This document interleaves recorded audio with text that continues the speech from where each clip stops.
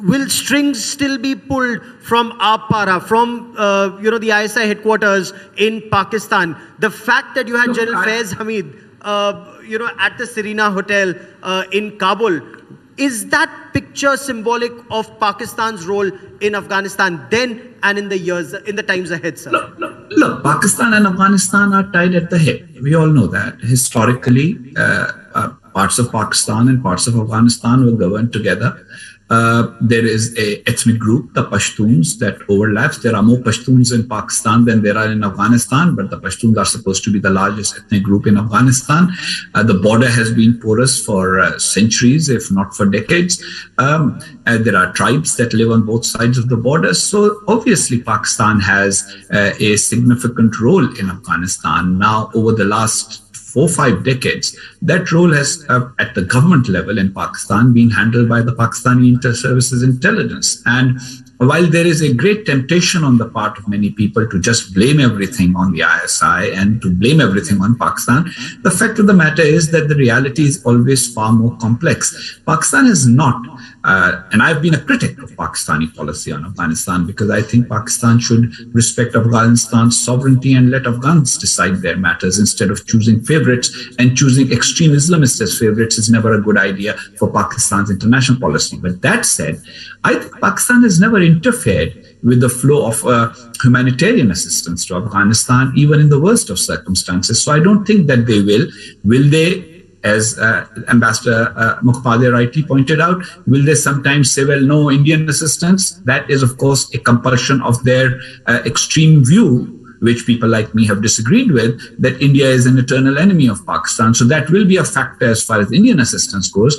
But the rest of the international community, I think, will assist Afghanistan with humanitarian aid, and Pakistan will let that go through. And I don't think even the Taliban will play politics with that because they desperately need their assistance. We must remember, even the Ghani government, under the Ghani government, 80% of Afghanistan's GDP had its roots in external funding and support and assistance. So I don't think that the Taliban are going to stop humanitarian assistance either. And my own view is that the world needs to create a sanctions regime that sanctions the Taliban, but does not put the burden of the sanctions on the people of Afghanistan, who do deserve to get food and medicine and any other humanitarian help that they can get from the international community till either the Taliban change, of which we see no sign, or the government in Afghanistan changes. In fact, I was coming to the point of sanctions, but let me bring in Colonel Rahmani. Will Taliban use food or food aid as a weapon? There are reports already that they're going after some of your brothers in arms, those who fought for the Afghan National Forces. They're going after the fighters in Panjshir. Will Taliban use food as a weapon, especially when this harsh winter approaches, sir? Exactly. That's what they have been doing in the last 20 years. That's part of their larger policy to impose their will on the people. I have been involved in this evacuation process. Let me bring some pressing concerns in regards to that. As you said, the Taliban are going door to door after former Afghan security forces, former government officials, and also some journalists and human rights and women rights activists. I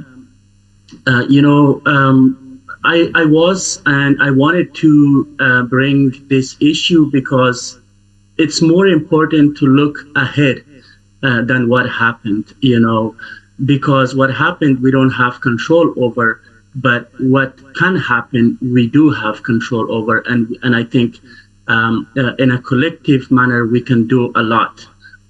From the people I have been helping, I can give you some references. We have 3,600 women who served in Afghan military, and their lives are in great danger.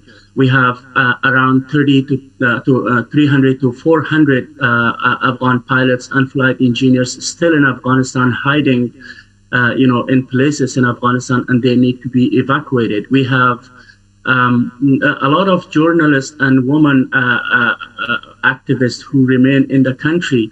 We have some pilots and flight engineers in our neighbor Tajikistan, in our neighbor country Tajikistan, and among them. Absolutely right. We are hearing these reports, and these are very, very alarming reports of Taliban going door to door, house to house, hunting for people who were a part of the earlier regime, and in some cases neutralizing them, eliminating them. But that's the question. How do you ensure that when you're negotiating this minefield, the road ahead is safer? And Ambassador Haqqani, some have argued that why just sanctions against the Taliban?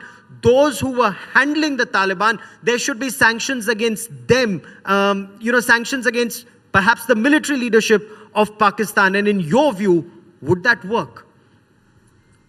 I think that sanctions historically have only worked when the parties which are sanctioned are relatively weak.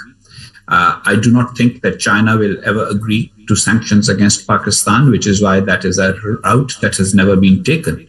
As an emotional demand, it's a great demand, but I just do not see the international circumstances in which that demand is going to be heard by anyone. So I think the alternative route needs to be taken, which is very interestingly, the same thing that Pakistan wants the world to do with Afghanistan should actually be tried with Pakistan. The international community needs to engage with Pakistan and make it an important point to try and see if we can get Pakistan to change.